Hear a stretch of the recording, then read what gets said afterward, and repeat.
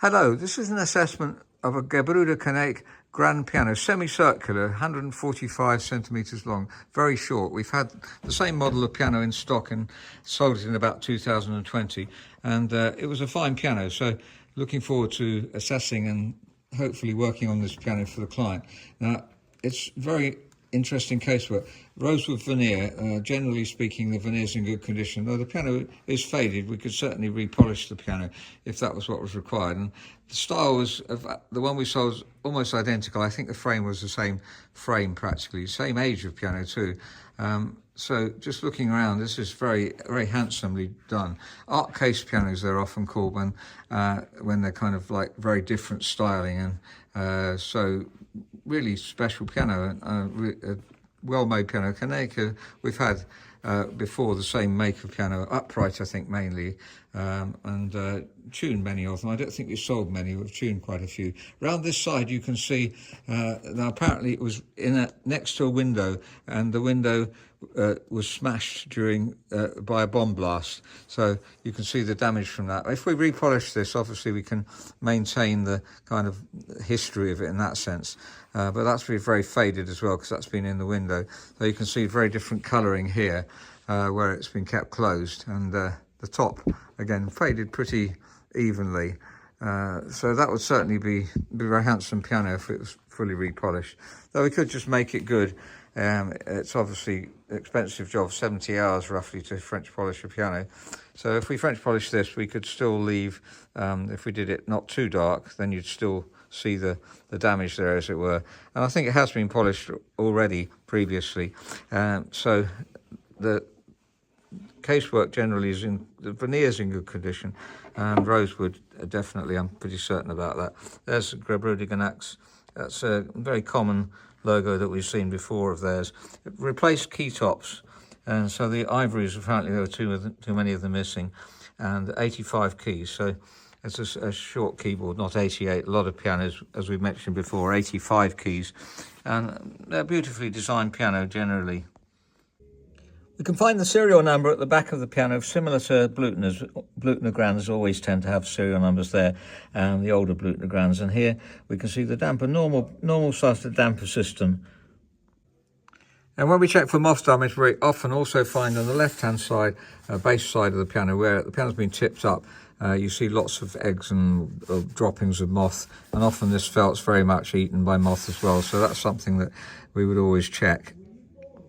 And the right-hand pedal bolt doesn't screw in at all. If you push it, it just won't fit, won't screw in properly. So that's a job. We'll have to plug the hole, and then that should hopefully hold it. Really important bolt, that one, because it holds the pedal up, and also they're very wobbly at the moment as a result of that.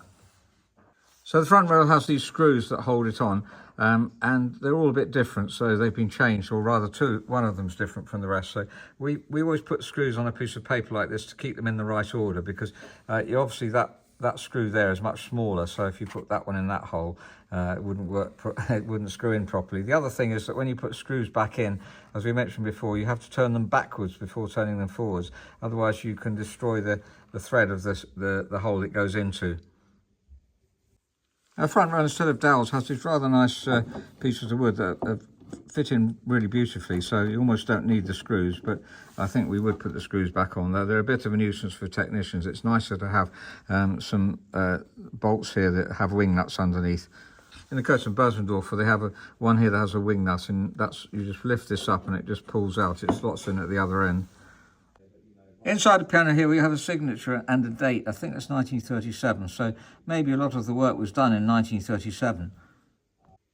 Now the action is what we call simplex style. You get this in a lot of Challenge grand pianos, and chapels as well, and other small grand pianos, very small grand pianos, 4 foot 3 inches long, have that.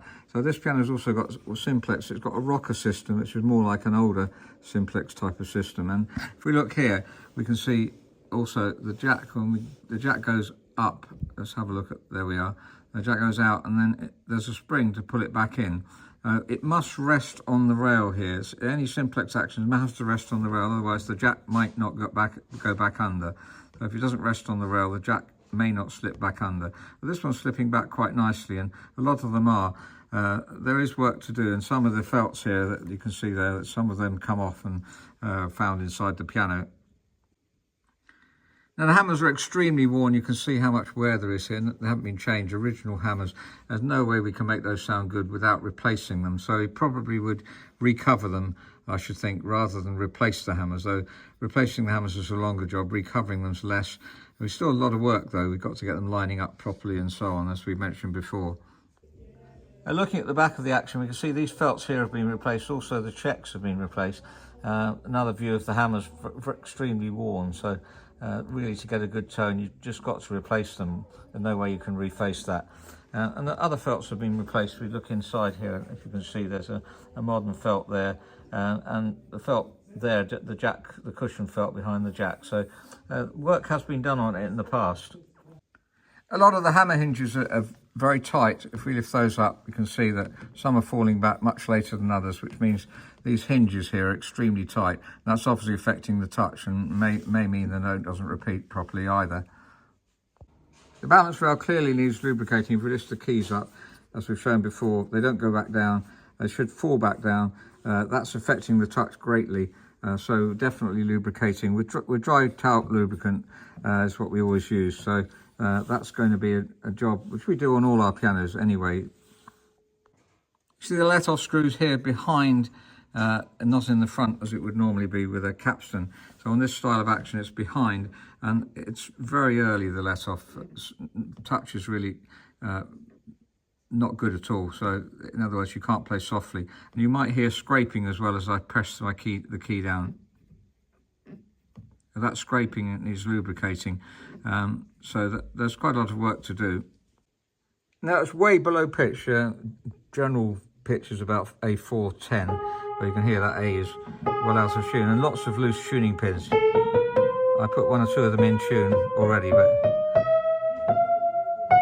and these around here replace string. And I think that used to be copper wound, and it doesn't sound too bad a match actually. You see where they replaced this one, instead of putting single, the copper wound strings here, they've gone around the pin like that.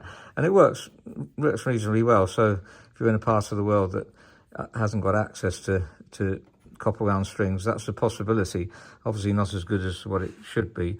They look as though there might have been a bit of moss damage here, but didn't see a lot of moss damage in the piano, or hardly any, or any moss damage in the piano. Something we always check. It's so common, really. They're good quality strings originally, but we will need to restring the whole piano, and obviously get the best German strings, do the very best possible job that we can do. But way out of tune, and actually I pitch raised this one to roughly where it should be, and this one was also a semitone flat of the rest of the piano.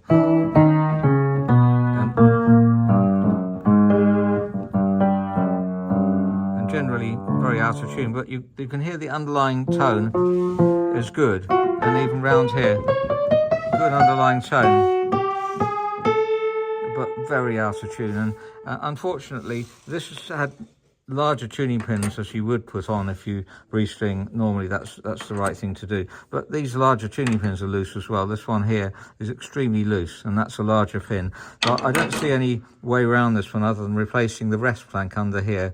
There's too many like that. There's a couple of felts that have come off the action there, I noticed.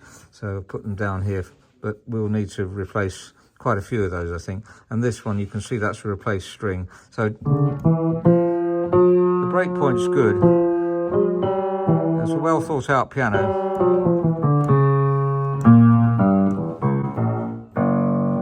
But a variety of bass strings, as you can see, generally put on quite good replacements. But when we replace the rest plank, which is essential if we're going to work on the piano, then we'll also restring the whole piano. It's certainly going to turn out a very beautiful instrument.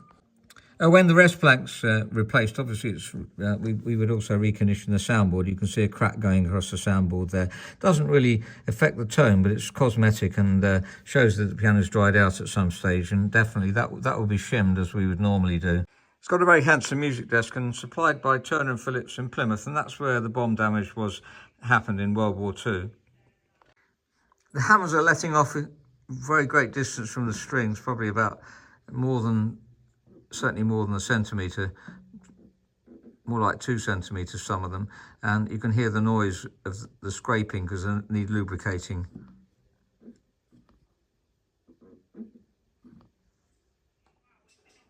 So it's a potentially fine piano and a lot of work to do to get it up to the kind of standard that it should be, or it could be. So I've written it down here, as you see. Replace the rest plank is the obvious thing to do first, and then that would mean reconditioning the soundboard, replenishing the frame, recovering the hammers as well is essential to get a good tone.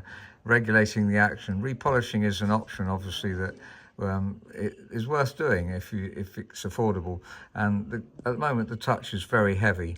Obviously, if we redo the hammers, the issue here is not to put too heavy hammers on. Modern hammers are often far too heavy for the old pianos. So recovering is an option, and then we can ask the recoverer, which is usually Arbel, the firm Arbel, who does a lot of work for that, to bear in mind that it's got to have light hammers on.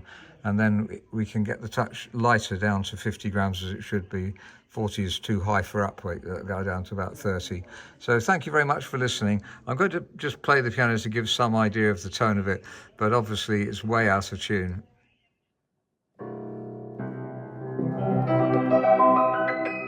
So that's a Gebru der Knake grand piano, semicircular, 145 centimeters, so a very short piano. I'm sorry it's very out of tune, I know, but I wanted to give you some idea. When assessing a piano, we can see, if you play here, the tone is rich rather than very thin. It can get very thin toned around here as loses its down bearing. You can increase the down bearing to make the sound not so thin, but here it doesn't always work as you'd like it to when you do that. But although it's very out of tune, you can hear the sound is good, rich. Also the hammers need replacing, they're very soft and doesn't really, especially not consistent, and well, many things need doing to the piano. We can hear the potential is there, and the bass, very warm potential in it. So thank you very much for listening. If you're interested in having a piano restored, please do write to info@robertspianos.com.